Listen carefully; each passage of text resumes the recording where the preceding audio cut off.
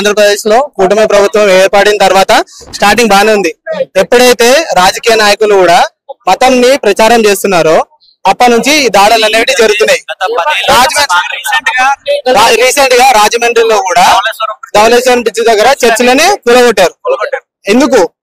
మేము అలా మస్జిద్లను కూలగొడుతూ ఊకుంటారా, లేకపోతే గుడిని కూలగొడుతూ ఊకుంటారా అన్న? అది కాదన్నా, మేము ఎవరి మీద దాడికి వెళ్ళడం చూసారా? క్రైస్తవులు అందరు కలిసి హిందువుల మీదకి దాడికి వెళ్ళారు, ముస్లిం మీదకి దాడికి వెళ్ళారని ఎవరైనా చెప్పడం చూసారా? టీవీ ఛానల్ అయినా వచ్చాయా? రాలేవు. ఎందుకు రాలేవన్నా? మా బైబుల్ మాకు అది నేర్పించింది.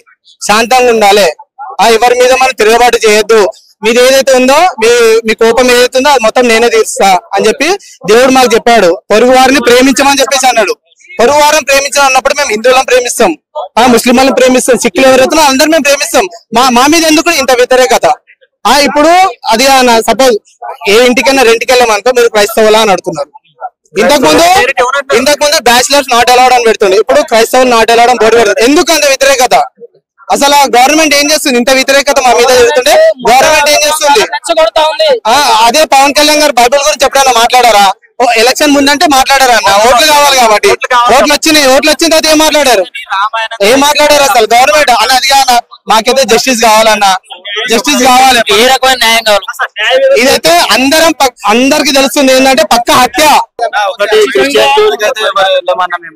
ఆ జోలికొస్తే మాత్రం ఇంతమంది వచ్చిరో మీరు చూసిరు. ఇప్పుడు ఈ యొక్క సంఘటనతో మీరు గమనించవచ్చు. ఎంతమంది వేల మంది కదిలి వచ్చారు. కొన్ని వేల మంది పాస్టర్లు అయితే ఇక్కడ ఉన్నారు. ఒక్క పాస్టర్ కి అయితే మేమైతే క్రిస్టియన్స్ అయితే ఎవరు మేమని దాడులు చేయాలని ఉండదు, కక్ష ఉండదు. మేమైతే చట్ట ప్రకారమే వెళ్తాము. అది న్యాయం జరిగే వరకు మేము పోరాడతాం అన్న. అంతే. అనుమానాలు ఉండే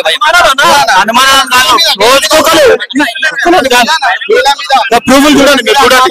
ఒకవేళ మేము చెప్పమన్నా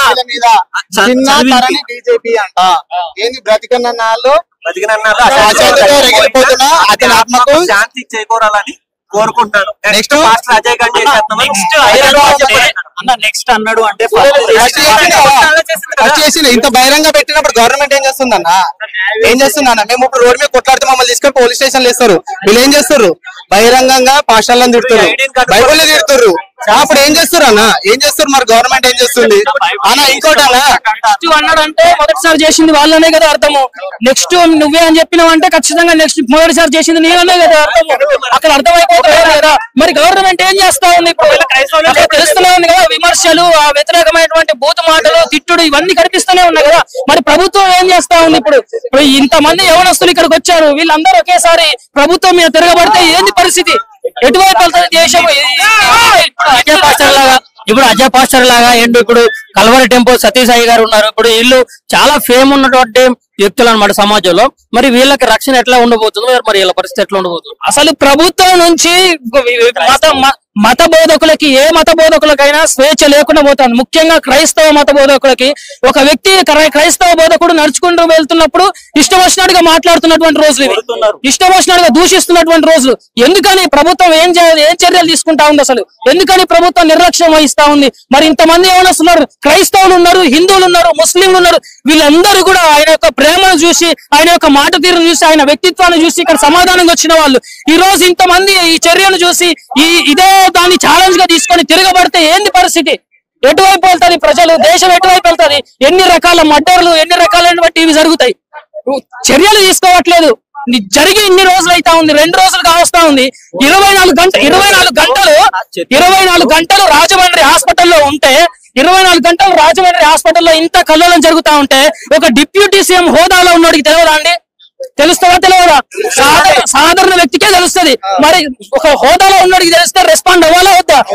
రెస్పాండ్ కానప్పుడు ఏందన్నట్టు మరి పరిస్థితి? అది నిర్లక్ష్యమా కాదా? ఇది కుట్రనా కాదా? ఖచ్చితంగా కుట్రనే. 24 గంటలు రాజమండ్రిలో హాస్పిటల్లో, ప్రభుత్వ ఆసుపత్రిలో అంతగానో అల్లర్లు జరుగుతా ఉంటే పట్టించుకోకుండా ఉన్నారంటే ఇది కుట్రనా కాదా?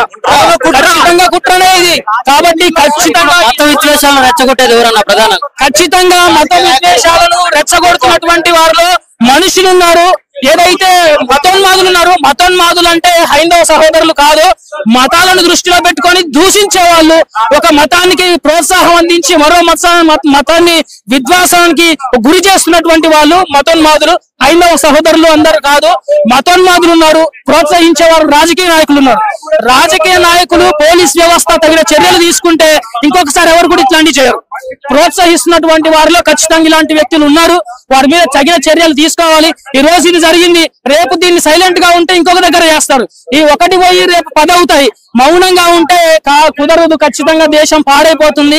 ఈ మత కళలతోనే దేశము సర్వనాశనం అయిపోతుంది. కాబట్టి తగిన చర్యలు తీసుకోవాలని మేము ఇక్కడ నిరసన తెలియజేస్తా ఉన్నాం అందరం కూడా. ఇప్పుడు ఇట్లాంటి ఘటనలు ఇంకా జరిగితే ఒకవేళ మరి ఇప్పుడు క్రైస్తవ సమాజం మొత్తం కూడా ఎలాంటి కార్యాచరణ చేయబోతుంది? మాకు బైబుల్ నేర్పింది ఒకటే అన్న, ధర్మశాస్త్రంలో పంటికి పన్ను కంటికి కన్ను అని చెప్పింది. కానీ యేసుక్రీస్తు ప్రభు భూమి మీదకి వచ్చిన తర్వాత నిన్ను వలే నీ పొరుగు వారిని ప్రేమించన్నాడు, నిన్ను ద్వేషించే వారిని ప్రేమించన్నాడు, నీ శత్రువుని ప్రేమించన్నాడు, నిన్ను హింసించే వారి కొరకు ప్రార్థన చేయన్నాడు. అంతేగాని ఏ రోజు కూడా ద్వేషించు, నిన్ను శత్రువునిగా చూసేవాడిని సంపు కొట్టు అని ఎప్పుడు కూడా యేసు ప్రభు చెప్పలేదు. యేసు ప్రభు కొడుతున్నప్పుడు, ఆయనను హింసిస్తున్నప్పుడు కూడా, ఆయన చేతుల్లో మేకులు కొడుతున్నప్పుడు కూడా ఆయన మౌనంగా తండ్రి వీరిని క్షమించని ప్రార్థన చేశాడు తప్ప ఎదురు తిరగలేదు, వ్యతిరేకించలేదు. ఆయన ప్రేమను మేము ఆదర్శంగా తీసుకొని, ఆ బైబిల్లో ఉన్నటువంటి వాక్యాలను ఆదర్శంగా తీసుకొని ఈ రోజు మేము సమాధానంగా నిలబడతా ఉన్నాం తప్ప మాకు చేతగాక కాదు, మాకు బలం లేక కాదు, మాకు శక్తి లేక కాదు. ఇంతమంది యవనస్తులు తిరగబడితే రాష్ట్రం అంతా కూడా అల్లకల్లోలంగా మారిపోతా ఉంటది. దయచేసి దీని మీద ఖచ్చితంగా చర్యలు తీసుకోవాలని మేము ఈ రోజు ఇక్కడ నిరసన తెలియజేస్తా ఉన్నాము.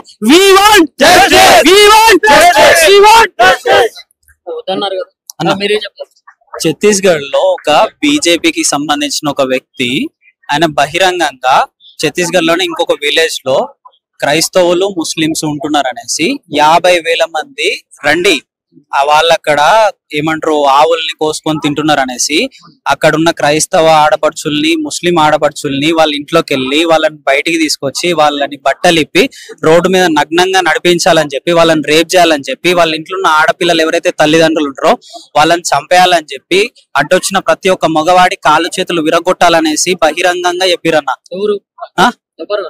వీడియో చూపిస్తా ఛత్తీస్గఢ్ లో మీకు వీడియో కావాలన్నా వీడియో చూపిస్తా, వాళ్ళ పేరు రావట్లేదు. అట్లా చెప్పినప్పుడు ప్రభుత్వం ఎట్టిపోయిందన్న, అది అయిపోయింది. ఆంధ్రాలో ఎన్నో చర్చిలు కూలగొడుతున్నారు, లోపలికి వెళ్ళి చర్చ్ జరిగే దాంట్లో జై శ్రీరామ్ అనేసి అంటున్నారు. ఇవన్నీ ఎందుకోసం అన్న? ఏ క్రైస్తవుడు గుడిలోకి వెళ్ళి ఎప్పుడు లొల్లి చేసిండు? ఏ క్రైస్తవుడు మసీదులోకి వెళ్ళి ఎప్పుడన్నా గొడవ పెట్టిండా? ఏ క్రైస్తవుడైనా ఒక పూజారిని కొట్టిండా? ఏ క్రైస్తవుడైనా ఒక మౌలానాని కొట్టిండా? ఎటువంటి హాని చేయని క్రైస్తవుని మీద ఇన్నిగానం వ్యతిరేకతలు ఎందుకు? బైబుల్ పట్టుకొని వెళ్తే మత ప్రచారం అనేసి అంటున్నారు. అంటే ఇప్పుడు భగవద్గీత తీసుకొని ఎవరు వెళ్ళట్లేదా? చెప్పండి, మీరు చెప్పండి. వెళ్తున్నారు కదా, భగవద్గీత తీసుకొని వెళ్తున్నారు, భగవద్గీత పంచుతున్నారు, అంతా చేస్తున్నారు. మరి దాన్ని అమ్ముతారు, అమ్మని మేమైతే తప్పనలేదు. దాన్ని రాజ్యాంగం ఇచ్చింది అన్న హక్కు, రాజ్యాంగం ఇచ్చిన హక్కే కదా. మేము రాజ్యాంగాన్ని దాటి మేమన్నా వెళ్తున్నామా అన్న? రాజ్యాంగం ఇచ్చింది 18 సంవత్సరాలు దాటిన ఏ యవ్వనస్తుడైనా తనకి నచ్చిన మతాన్ని స్వీకరించవచ్చు, తనకు నచ్చిన మతాన్ని బోధించవచ్చు. అంతకు మించి మేము ఏం చేయట్లేదు. నెక్స్ట్ మరి అజయ్ బాబు అని చెప్పి, పాస్టర్ అజయ్ బాబు టార్గెట్ అని చెప్పి చెప్తా ఉన్నారు. అదే కన్నా జరిగితే మీ క్రైస్తవ సమాజం మొత్తం కూడా ఎట్లాంటి అజయ్ బాబు గారి వెంట్రుక కూడా పీకరు. ఒకవేళ జరిగినా కూడా ఆయన డైరెక్ట్ లైవ్ లో చెప్పారు, నేను నా దేవుని కోసం సంతోషంగా చచ్చిపోతా, నాకు చావంటే భయం లేదని చెప్పిండు. అటువంటి వ్యక్తులు కొన్ని వేల మంది ఇక్కడ ఉన్నారు. ప్రతి ఒక్క క్రైస్తవుడు అట్లనే, చావంటే ఎవరికి భయం లేదన్న. దేవుడు చెప్పిన, యేసుక్రీస్తు వారు చెప్పిన మాటల్ని బట్టి ప్రతి ఒక్క వ్యక్తి సైలెన్స్ ఉంటారు. ఏ ఒక్క క్రైస్తవుడు నోట్లోకి వెళ్ళి బూతు రాదు, ఏ ఒక్క క్రైస్తవుడు కూడా చిల్లర పనులు చేయరు. ఎవరో కొంతమంది వాళ్ళకి తెలియని అజ్ఞానంలో ఉండట్లే చేస్తారని తెలిసిన ఏ ఒక్క క్రైస్తవుడు కూడా చెడు మార్గంలో వెళ్ళరు. అజయ్ బాబు గారిని ఎవ్వరు ఏం చేయలేరు.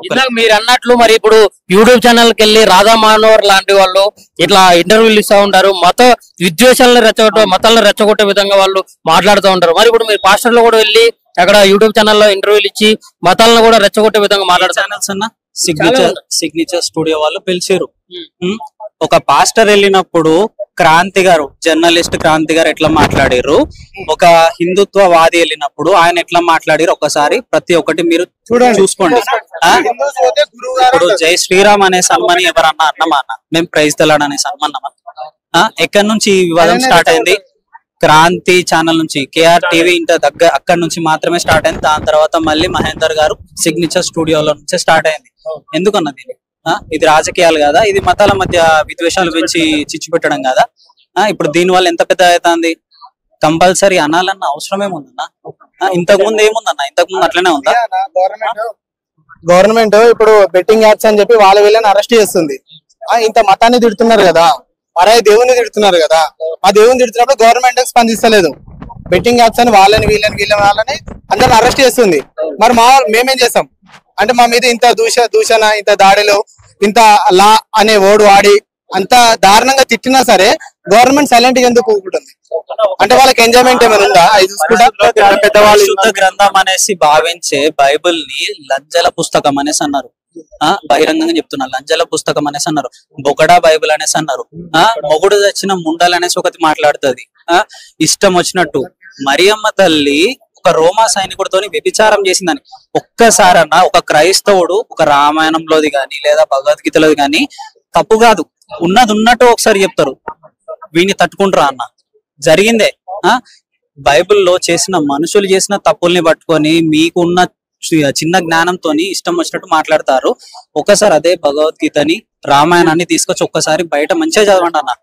దేవుళ్ళు చేసిన తప్పులు కనిపిస్తాయి అందులో, దేవుళ్ళు చేసే పనులా అన్నట్టు అనిపించేటట్టు ఉంటాయి అవి.